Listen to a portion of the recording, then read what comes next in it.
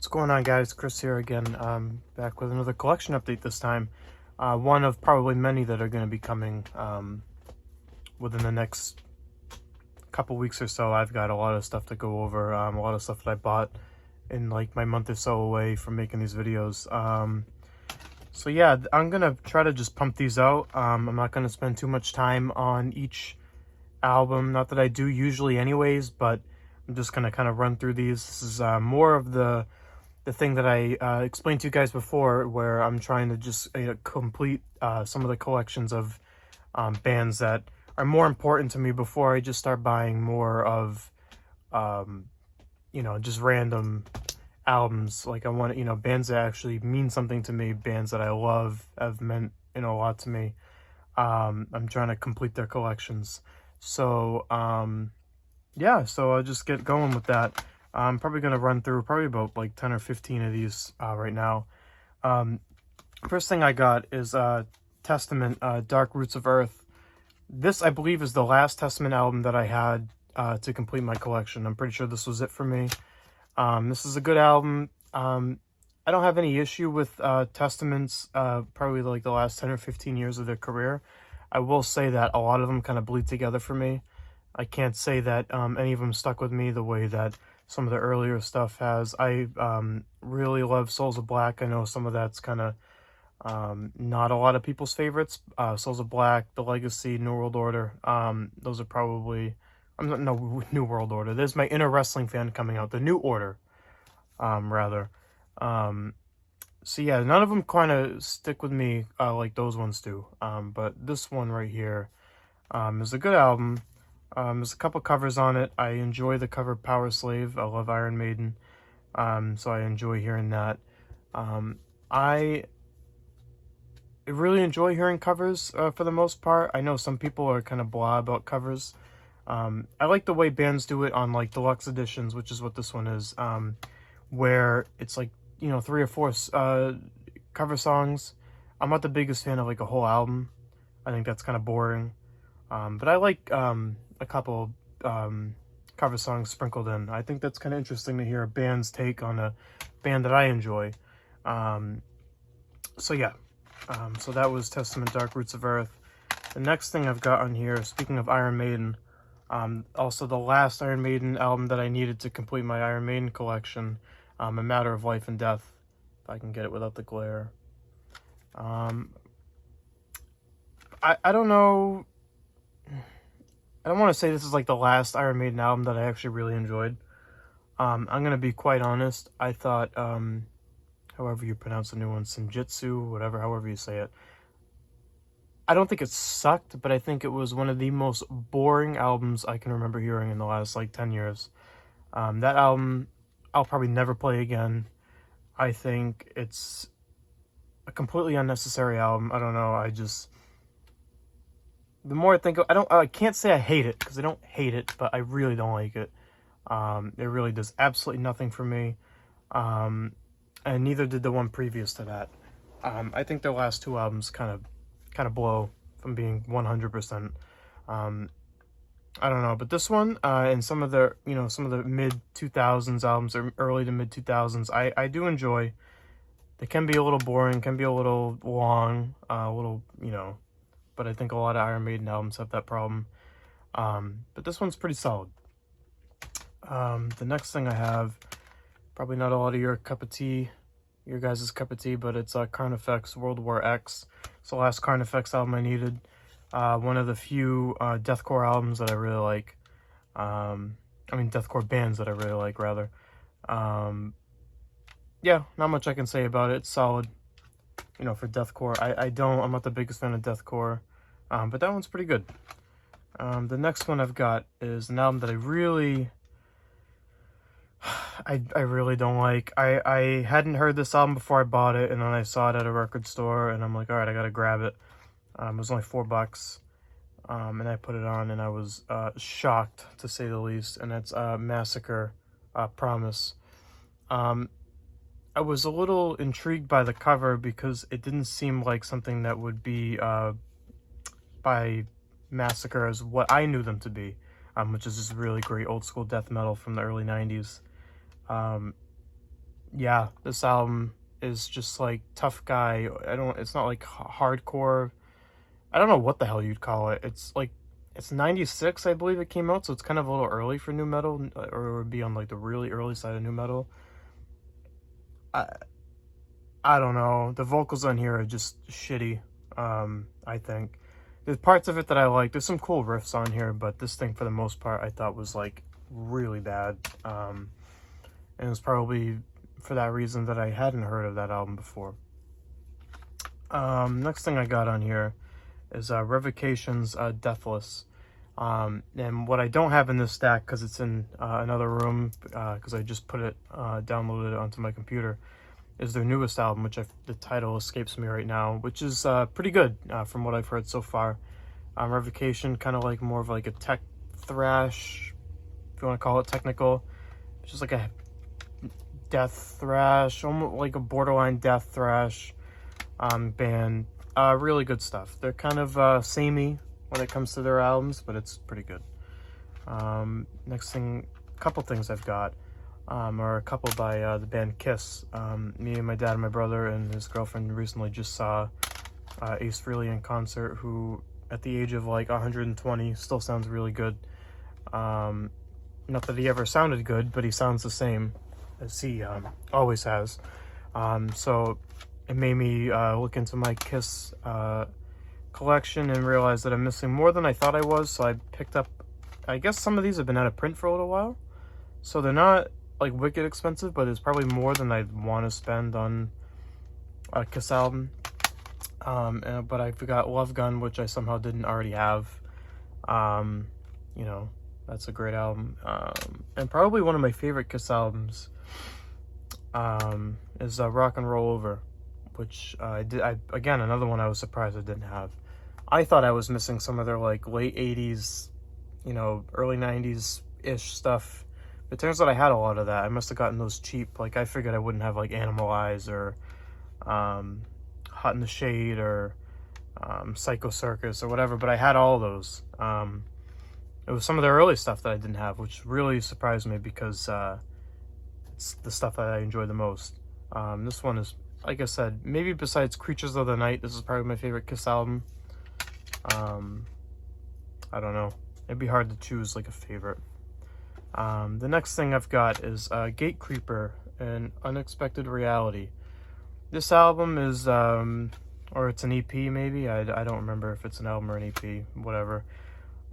It's every single song up until the last song is like 50 seconds long, 50 to like under 2 minutes. Really great stuff. And then the last track, I forget, it's like, you know, a 7-8 minute track, I believe. Gatecreeper is really good stuff. I'm sure you all know Gatecreeper very well. I found that cheap at a local record store, which was a cool find. Then I've got two by Sepultura. I really like the early stuff, the really early stuff. So as far as some of their mid-career stuff, I don't know. They went through that same thing with a lot of other, you know, death metal, you know, or heavy metal bands did, where they just sold out for that new metal kind of sound. So I kind of stayed away from some of this stuff, but I didn't dislike it as much as I thought I would. But maybe that's because, like I've told you guys before, like new metal, I don't hate new metal. That's honestly what I grew up on. Like literally, like the bands that I grew up on that were big at the time. You know, cover your ears and close your eyes. But I did, you know, when I was a young kid, I listened to Disturbed, I listened to System of a Down, I listened to all those bands. Who else? Godsmack, you know, that radio new metal stuff. That's Marilyn Manson. I mean, that's what I grew up on. That's what was on the radio at the time. So I can't help but like it. I have a nostalgic feeling for that. I don't necessarily listen to Disturbed anymore. I really can't. There's a few songs that in particular that I love from when I was, you know, because it just reminds me of my childhood. So I don't poo-poo an album just for having that new metal sound. Like, I know a lot of you guys shit on some of Slayer's stuff, you know, when they kind of went in that direction. Like God Hates Us All is probably one of my favorite albums, honestly, by Slayer. Same thing with Testament. Like in the early 2000s, they kind of went into that sound. I forget the name of the album. I got their stuff right here. Was it Demonic? I believe. I love that album. So I appreciate the new metal sound, I think, a little more. Korn was another band that I loved. Again, I don't listen to them so much anymore, but I pay attention to them when they come out with something new, just to, you know, have that dose of nostalgia. But, you know, that rant aside, I got two of Sepultura's, you know, kind of forgotten albums, probably for good reason. Under a Pale Gray Sky. Not bad. I've only listened to this one once. I didn't hate it, but it's kind of just, you know, whatever.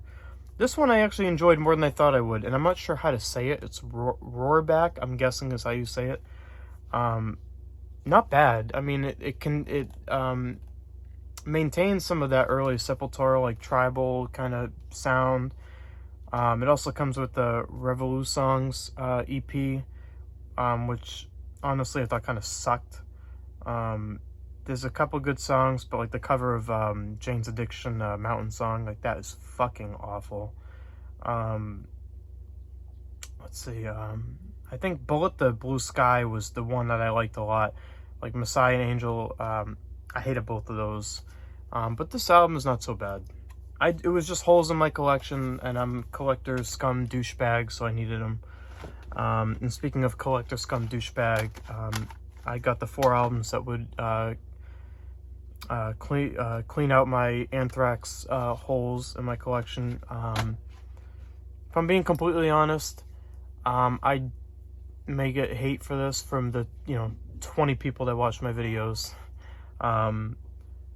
I don't believe Anthrax should be in the big 4 of thrash bands. I think they're by far the weakest of the 4, that being Metallica, Slayer, and Megadeth. I think Anthrax doesn't even belong in the same breath as those bands. I think they have like 2 good albums and like 2, I shouldn't say that, 2 really good classic albums, and then the rest are kind of just, good, okay to good. I don't think they have any bad albums. I think there's so many other bands. I think, honestly, the one that comes to mind is a band that I talked about earlier, Testament. I think, they are deserving of the big 4. Exodus, I would put over them. Any of, like, the German big 4 thrash bands, I would pick over them. I don't know. I just think as far as, like, 80s thrash goes, I think Anthrax is at the bottom of the pile. Not to say I don't like some of their stuff, but I don't get the appeal. I really don't. With that being said, now that they've shit all over them, I'll show you the ones that I've grabbed. I grabbed Anthrax, The Greater of Two Evils, which I believe is just all recordings of classic Anthrax stuff. Not gonna lie, I don't think a single one of these songs sounds better on this album than they originally did. I forget the dude's name, that the singer of Anthrax at this time. I think these takes in the songs, I don't think they suck, but all I can think of is that I'd rather be listening to the originals.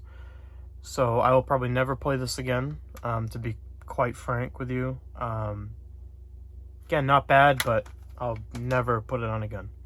Then I've got Volume 8, The Threat Is Real. This album is new metal tacular. It is quite average. John Bush was the guy's name, I believe. John Bush. Yeah, doesn't do a damn thing for me.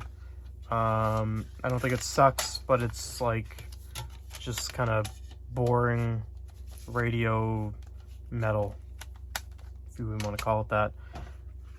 Next thing I've got is, what is this one called? We've Come For You All, which I haven't even listened to yet. I just know I've never listened to it, like, ever. I'm not expecting much from it, but what I did enjoy from when I downloaded it onto my computer, I believe it was this one. Apparently this must have been a big deal back in the day for hardcore Anthrax fans. Was this picture when I took it out. I don't know if you can see that. On each of their shirts it says, "We are not changing our name." which is like a conversation to have like another day about, as far as like when a band changes its lead singer, should it change the name? I think it really it depends on the band. You know, a lot of extreme metal bands, heavy metal bands have changed singers and they never change their name for the most part. I don't have a problem with that. But usually you're known, if with the exception of like a Van Halen or, you know, Kenny Wayne Shepherd band or something like that, you know, where a band is synonymous with a certain element or a certain player in the band, you know, where you know Van Halen is Eddie Van Halen. Those kind of bands aside, I don't think a band like Anthrax should change its name.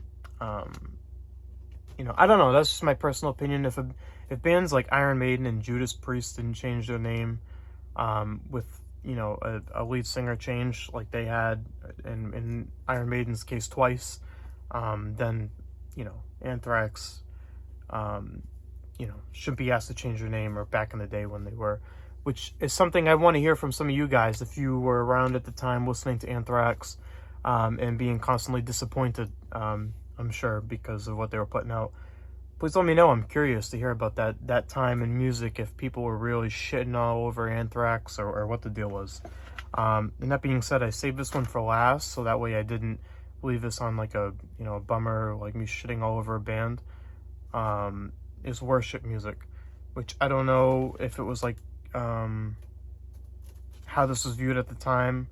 I can't remember if this is the first album with Belladonna back. This album kicks ass. This is probably my second favorite Anthrax album. I mean, the title track, I'm Alive, I believe, is one of the other songs I really loved. The Giant, I believe, is another one. It's been a while since I've listened to this one, but this album kicks 10 kinds of ass. This is one worth checking out. And I think since they've come back, I don't know if they had a hiatus or what, or if they just brought this dude back.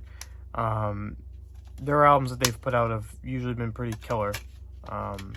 So this is one to check out if you haven't heard it for whatever reason.